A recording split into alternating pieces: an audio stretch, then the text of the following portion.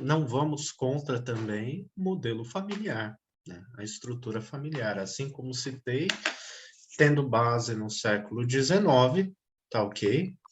Ela ainda nós temos como referência esse modelo, por assim dizer, arcaico de família. Por quê? Porque nós percebemos, ao decorrer da história, ao decorrer da descrição apresentada de um relato mais antigo, que houve essa maturação em questão à posição social da mulher, do homem, da família, mediante este meio.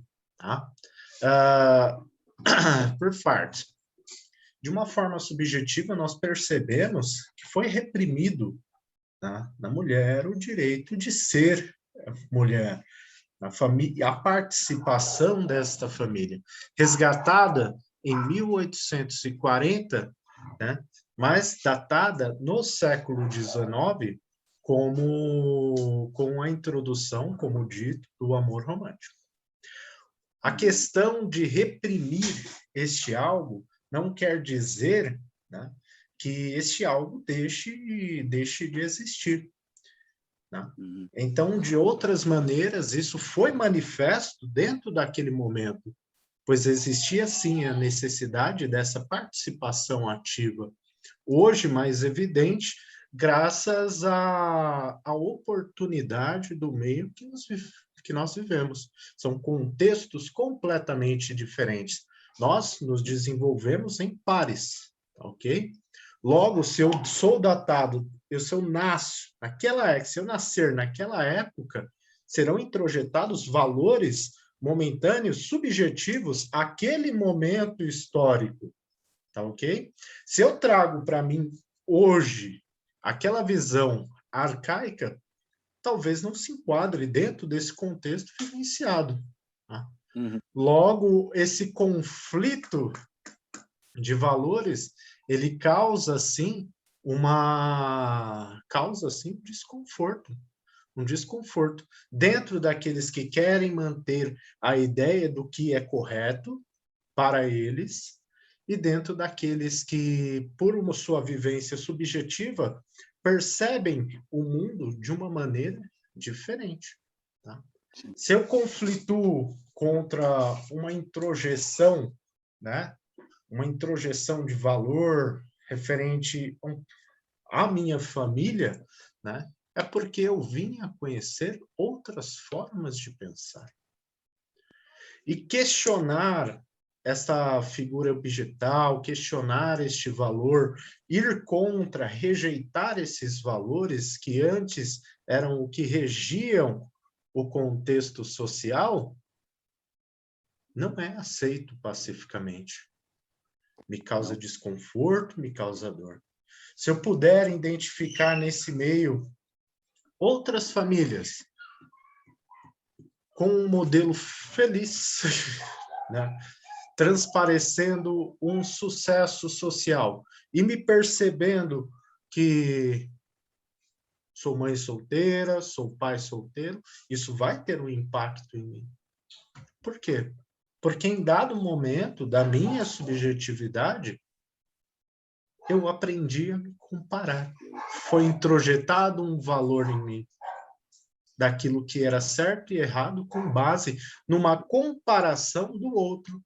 Mas nós não sabemos o que o outro vivenciou, nós não sabemos o que o outro experienciou, e mesmo assim, nos comparamos a ele. Nos comparamos a ele. Rejeitar essa ideia do que é adequado e se aceitar como um ser subjetivo, né? Se aceitar com suas próprias demandas, também requer recursos, habilidades, maturação, para que possa se libertar de uma prisão, né? De uma repressão que perceptivelmente hoje não se enquadra no contexto que vivemos. Sim. A ideia do sofrer pelo que pelo que foi datado, né, pela essa experiência histórica, não convém hoje.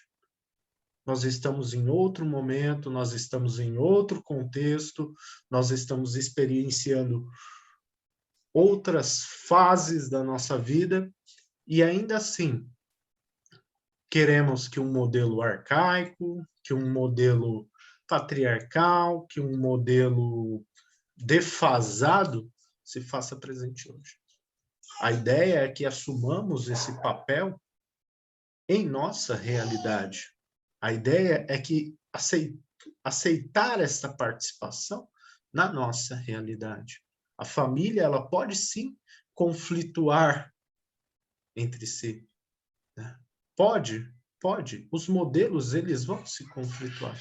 Mas isso não quer dizer que você vai deixar de ser uma família, só porque não é igual àquele modelo do século XIX. É sim necessário a crítica e a questão mediante ao que você é e o como você vive. Será que é necessário que eu me enquadre para que eu possa viver com qualidade? Será que é necessário que a minha família tenha esse modelo já datado? Não, não é necessário. Não é necessário. Alex. Até mesmo porque é curioso, né? É muito fácil a gente criar um julgamento, só que não existe receita de bolo. Não existe uma receita que você coloque uma pitada de homem, uma pitada de mulher, uma pitada de ou um não binário, ou uma pitada de um trans, enfim, não existe essa receita de bolo para falar o que é uma família boa, o que é uma família ruim, o que é uma família melhor, o que é uma família pior, né? Não existe isso. Se vai amor, se não vai amor, se vai ímpeto, se vai... não existe essa receita, né? Vende-se essa receita. Vende-se essa receita. Muitas literaturas, muitos filmes, e isso eu tenho uma preocupação severa com isso, porque isso tem a ver com as relações de produção, né? Quando você fala de demanda, instantaneamente me resgata as questões de oferta, procura, e isso tem a ver com a ideia de de sistemas de produção. Porque você assiste um filme qualquer que seja, um filme estilo Sessão da Tarde, você percebe ali que há conflitos às vezes parecidos com os seus, sentimentos parecidos com os seus, porque há um processo ali de empatia, e depois, com uma determinada atitude, às vezes você consegue resolver alguns problemas. Só que naquela cinematografia, naquele filme, naquele momento, né, existe um roteiro. Um roteiro. Esse roteiro, ele tem que ter começo, meio e fim. A nossa vida, ela tem um roteiro? Tem, talvez. Quem escreveu? Não, eu não conheço quem escreveu. Se a gente for para uma linha religiosa, alguns dirão que são as entidades divinas, Deus, os orixás, o que for. Mas, enfim, a gente não conhece o que escreveu e sequer sabemos o que está escrito ali, né? Mas se vendem ideias de resultados positivos para tudo. Nesse exato momento, nós assistimos a criação de uma sociedade que é temerária com relações ao medo, à frustração, tá? E muita gente fala, mas a juventude de hoje, as famílias de hoje não querem se frustrar, não querem passar por isso, por aquilo, outro e tal. Creio eu que, na verdade, ninguém quer se frustrar, ninguém quer passar por essas dores, por essas angústias e agonias, né? Contudo, nós observamos que pessoas, né, famílias, grupos nessa atualidade, são acusados de evitar a dor, a frustração e a agonia, como se no passado isso também não acontecesse, né? Veja na citação, quando Jesus disse a Pedro que ele negaria 3 vezes em sua face, Pedro disse não, porque naquele momento, na frente de Jesus, ele quis evitar isso, esse desconforto, esse incômodo. No momento seguinte, nós temos os 3 cumprimentos da profecia. Então, não é algo exclusivo do hoje, não é algo exclusivo do século XIX, mas é algo humano, né? Então, evitar a frustração, evitar essas dores é uma coisa que, né, enfim, talvez a grande massa da humanidade busque. Contudo, o que eu queria resgatar é justamente essa concepção de que estarmos inseridos na vida humana é isso. É ser frustrado, mas em algum momento também estar feliz. É Sim. uma jornada em busca de uma satisfação do agora e do depois também. E que realmente nós tentamos evitar sofrimento, dores e tal. Só que o mais interessante é que nessa jornada você pode ter uma relação com pessoas ou com pessoa, saliento também que não é a quantidade que define realmente o quão grande, o quão importante ou quão feliz você será, mas que você pode encontrar nessas relações do cotidiano pessoas incríveis, pessoas maravilhosas dentro e fora do ambiente familiar. Às vezes, nem sempre é dentro do ambiente familiar. Né? E por meio disso, a ideia de família se ampliou. Né? A ideia de família também constitui a relação entre os amigos, entre os colegas, né? Que aí se transformam em amigos, que passam a ser irmãos e irmãs, né? Entre núcleos e grupos novos que você se integra e faz parte, sente ali pertencimento por meio de uma empatia e uma alteridade, sobretudo alteridade. Porque, veja, às vezes, por ser ter uma característica subjetiva X, Y, Z, eu não me enquadro dentro do conceito de família, mas é no coletivo ali daquele grupo, no teatro, com meus amigos ali, que eu vou me encontrando na música, na arte. Eu sou nesse sentido a estética, nesse sentido a arte, ela é muito, gente, a arte ela é muito, muito importante em todos os aspectos para poder constituir a sua subjetividade, tá? Infelizmente, devido às condições econômicas, a maior parte da população é cerceada dos direitos artísticos. Nós somos influenciados por uma massa gigantesca e global, claro, né, de uma arte de indústria cultural. Contudo, saliento que a arte, dentro de um aspecto de liberdade, de conhecimento, eu acho que você precisa buscar conhecimento sobre a arte para você poder entender o que eu estou dizendo, o que te afeta efetivamente, mas a arte, ela toca exatamente esses pontos chaves de sentimentalidade, porque a arte, segundo Immanuel Kant, precisa ser primariamente percebida pelas sensações, pelos sentidos, né? E depois você consegue produzir uma imagem, uma ideia do que aquilo representa, do sentimento que você tem sobre aquilo. Mas digo novamente que essa noção que os indivíduos têm de que existe uma, uma receita de bolo, uma teoria de coach, ou uma teoria de autoajuda que vai melhorar, ou um filme que vai te ajudar a melhorar as suas relações, a gente precisa olhar com isso com muita crítica, com muita paciência e muita crítica. Por quê? Porque, no final das contas, o que nós temos são relações no cotidiano. E sempre existe um outro entre essas relações. Quando há relações, há um outro. E esse outro, ele também tem as suas concepções, a sua visão de mundo, a sua subjetividade, a sua individualidade. Quando você fala, minha mãe sempre me dizia, né? É uma boca falando e são dois ouvidos escutando. Quando você fala, você tem que levar em consideração que o sentimento que o outro tem, o momento que o outro está passando, pode ser que aquela sua citação, seu comentário, sua fala, tenha sido extremamente desagradável.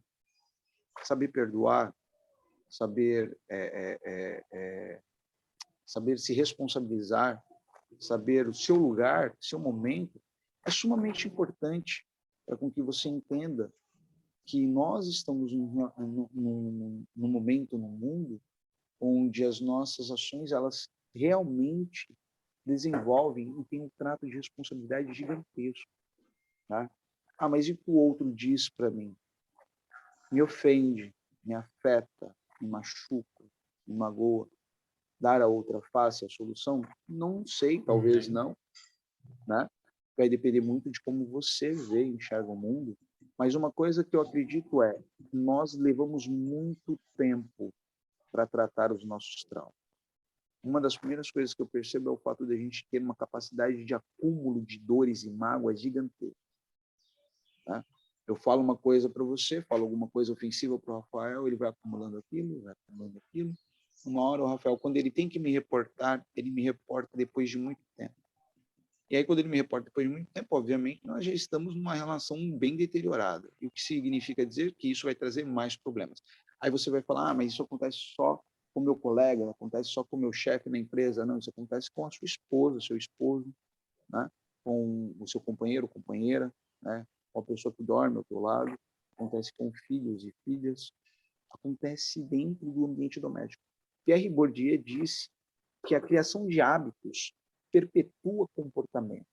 O que significa dizer, se na sua casa você já tem o hábito, né, de ficar engolindo sapos, tá? Eu não estou dizendo para você exortar da pior forma os seus sentimentos, de gritar, né, não é isso. Mas eu estou falando que você tem total direito também, ao ouvir sobre algo que você não gosta, total direito de falar, olha, isso não me agrada, porque isso é família.